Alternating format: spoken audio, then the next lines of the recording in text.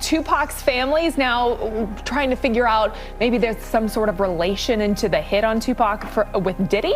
What can you tell us about this? Yeah, because basically the way we are hearing this is their eyebrows were collectively raised last week when Keffe D, the guy who's going to stand trial for Tupac's murder, was in court trying to get released on bail. Flamingo and Koval at a spot made infamous by one of the Valley's highest profile killers that has gone unsolved for decades.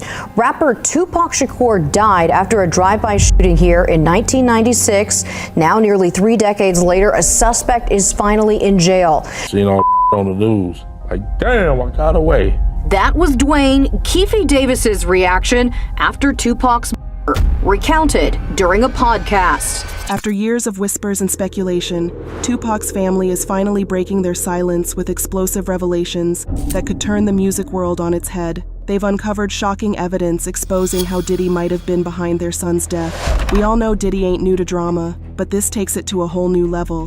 Trust me, this isn't just another rumor. It's an information that might redefine everything we thought we knew about Tupac's tragic death. How deep does this go, and what exactly have they uncovered? Let's find out. September 7th, 1996. The MGM Grand in Las Vegas pulsed with energy. Mike Tyson, the undisputed heavyweight champion, was set to defend his title against Bruce Seldon. The air crackled with anticipation, with the scent of cigar smoke and the promise of violence. Among the star-studded crowd, 2 figures stood out: Tupac Shakur, hip-hop's firebrand poet, and Suge Knight, the imposing CEO of Death Row Records. They laughed and joked, unaware that the night's festivities would soon spiral into a nightmare. The fight ended quickly, Tyson's fists ensuring Seldon's stay in the ring was brief. As the crowds began to clear out, Tupac and his entourage made their way through the casino.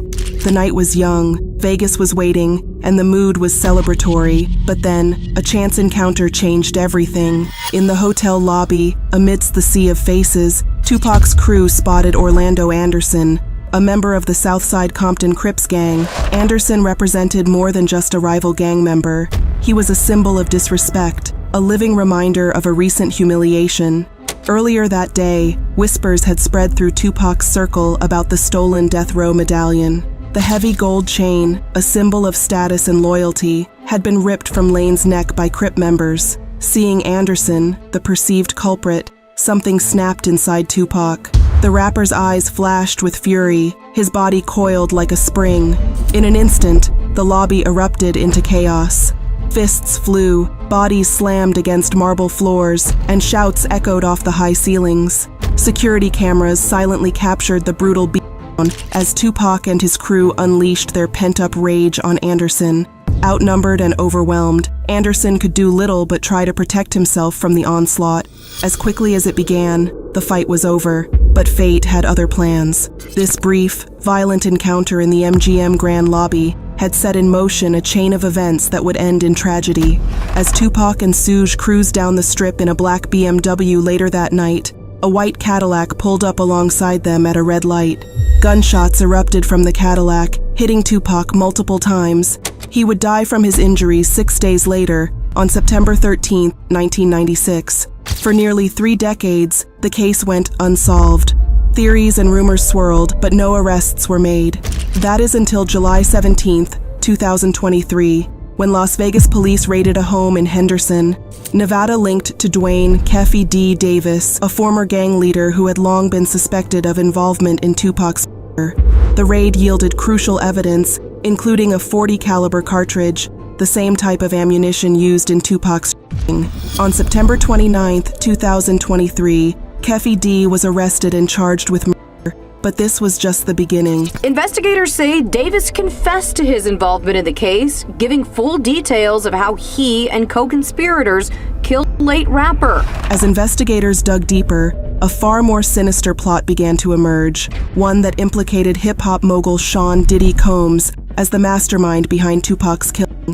Keffe D had long claimed that Diddy offered him $1 million to kill Tupac and Suge Knight.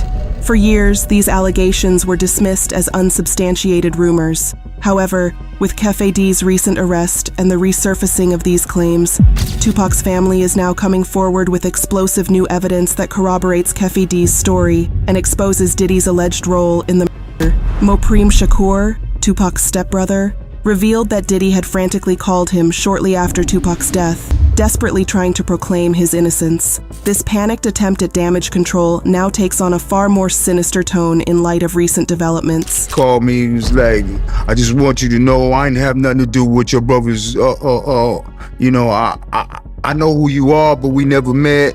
And I just want to call you man to man, let you know that I have nothing to do with your brother's death. But to truly understand the events that led to that fateful night in Vegas, we need to go back in time, back to the origins of one of hip-hop's most bitter and deadly feuds. The rivalry between East Coast and West Coast rappers was not just about music, it was personal. It was fueled by jealousy, betrayal, and bloodshed. Tupac had been shot in 1994 at Quad Studios in New York City, a shooting he believed was orchestrated by Diddy's crew. This incident ignited a firestorm of animosity between them. In interviews over the years, Keffe D has repeatedly stated that Diddy wanted Tupac out of the picture due to his rising influence and rivalry with Bad Boy Records. Davis claimed that during heated discussions among gang members about their disdain for Tupac's taunts towards Diddy, Combs allegedly expressed his desire for violence against both Tupac and Suge Knight. Davis recalled how Combs once said he would give anything for Knight's head, a chilling admission made in front of dozens of witnesses. This fear-driven animosity created a perfect storm for violence. As we delve deeper into these allegations against Diddy, it becomes clear that this story is not merely about music or fame. It's about life and death decisions made under pressure. Now, as Tupac's family seeks justice for their lost loved one, they are armed with new evidence and a fierce determination to uncover the truth behind his murder, a truth that may finally expose Sean Combs' alleged involvement once and for all. The East Coast-West Coast rivalry of the 1990s hip-hop scene was more than just a musical feud. It was a powder keg of violence, paranoia, and betrayal that ultimately claimed the lives of two of the genre's brightest stars. At the center of this maelstrom were Tupac Shakur and Christopher Notorious B.I.G. Wallace, former friends turned bitter enemies whose conflict would come to define an era.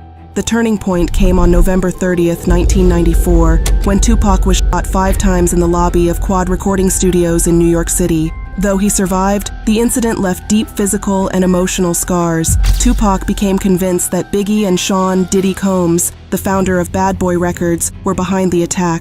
This suspicion was only intensified by the involvement of Tupac's former friend, Stretch, in the incident. Pac and Stretch were best friends. Pac and Stretch were best friends. Stretch was with him when he got shot at Quad. And after that, Stretch went on tour with Biggie. So anybody familiar with our clique would understand that that's weird. Mopreme Shakur, Tupac's stepbrother, later explained how Stretch's subsequent appearances with Biggie raised serious red flags within Tupac's inner circle. Tupac came from a family of Black Panthers and revolutionaries. His outspoken activism and growing influence made him a target for those in power who feared his message. This included law enforcement, who had long kept the Shakur family under surveillance. They've always been there. They've always been there, around us, watching us, all up on us. But then Pac actually shot a cop, you know. So the diehards is gonna hate him forever, even though the cops were wrong, in the wrong. Tupac's shooting of 2 off-duty police officers in Atlanta in 1993 only intensified this scrutiny. Though the charges were later dropped when it was determined Tupac had acted in self-defense, the incident left a lasting mark on his relationship with law enforcement. Some have speculated that this history made authorities reluctant to thoroughly investigate his murder years later. The conflict between Death Row Records and Bad Boy Entertainment became a proxy war for larger forces at play. Suge Knight, the imposing head of Death Row, cultivated an image of street credibility and West Coast dominance. On the other side was Sean "Diddy" Combs, a shrewd businessman who was rapidly building an East Coast empire. You know, it'd be feeling like he got sympathy for Puffy because he was scared.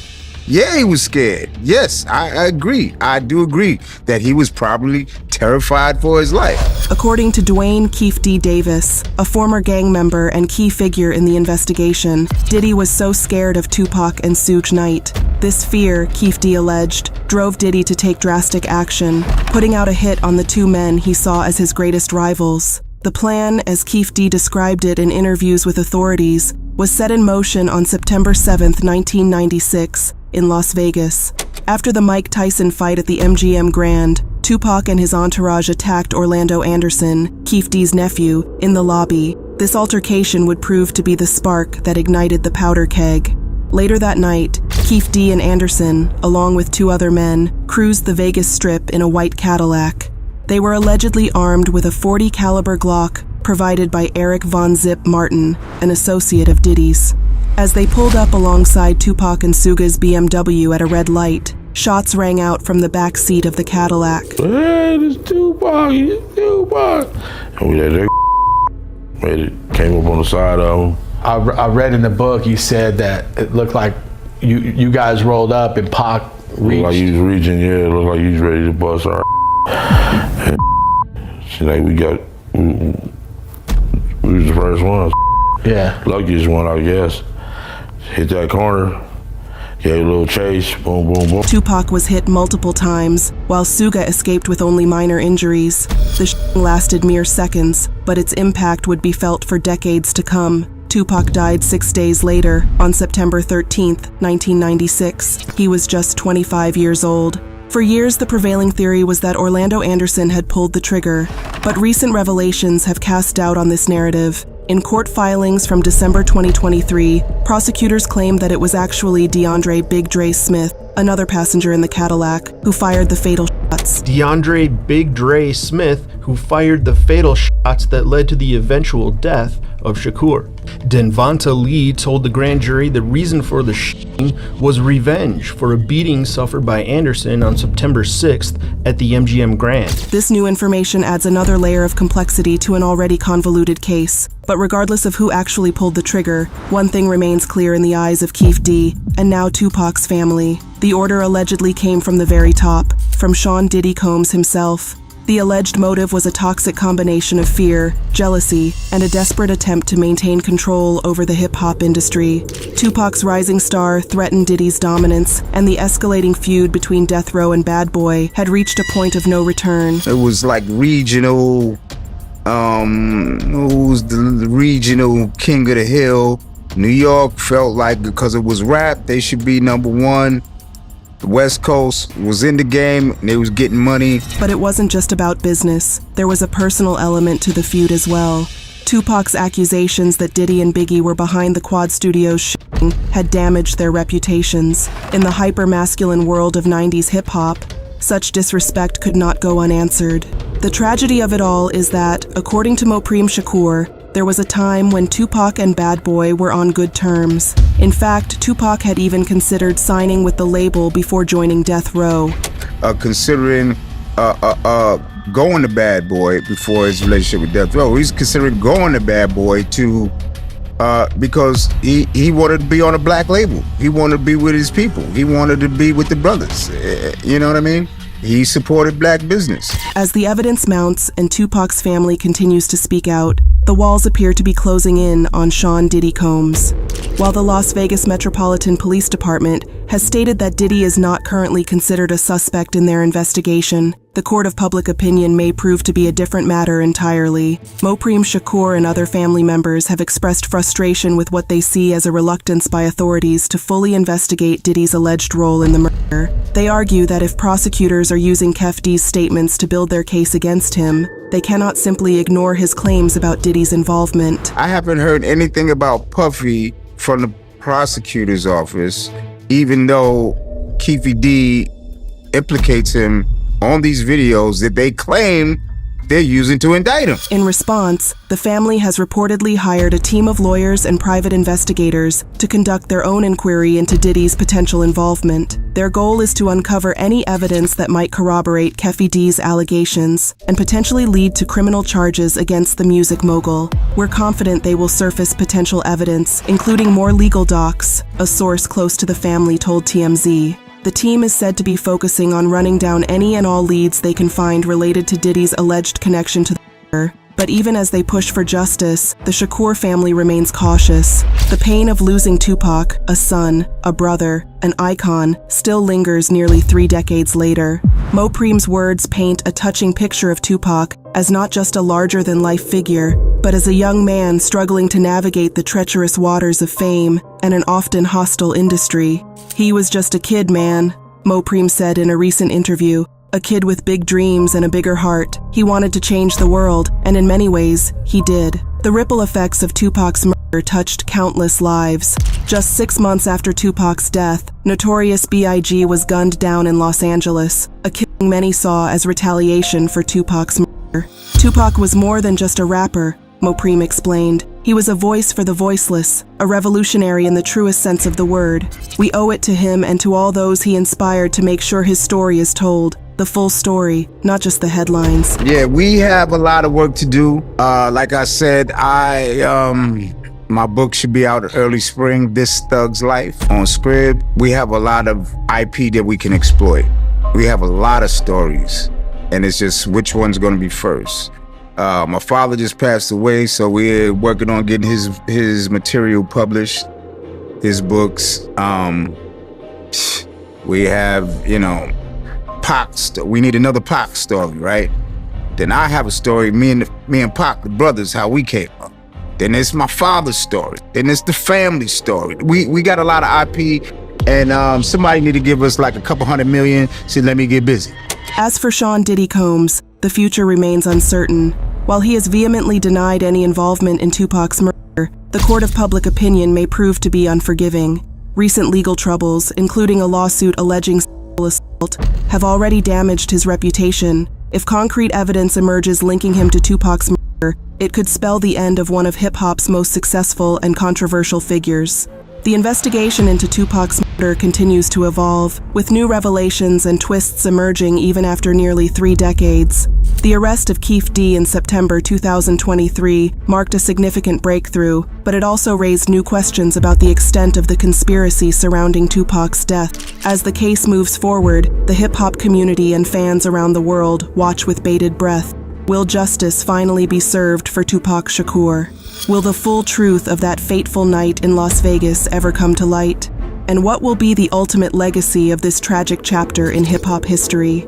Only time will tell. But one thing is certain: the story of Tupac Shakur, his life, his music, and his untimely death continues to captivate and inspire nearly 30 years after his passing. In death, as in life, Tupac remains a figure of profound cultural significance, a symbol of both the promise and the perils of speaking truth to power.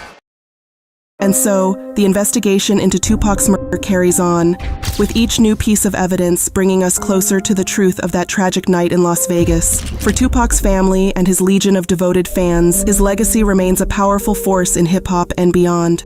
Mopreem Shakur reminds us that the quest for justice is not just a family affair, it's a movement. As whispers of Diddy's potential involvement intensify, we find ourselves on the edge of a monumental revelation that could shake the very foundations of the music industry. This story is far from over. The truth is out there, waiting to be revealed, and you won't want to miss a single moment of it. To stay in the loop as developments unfold, hit that like button, subscribe, and ring the notification bell, because the unfolding drama of Tupac's legacy is just beginning, and the biggest scandal in hip-hop history is about to blow wide open. And when it does, nothing will ever be the same again.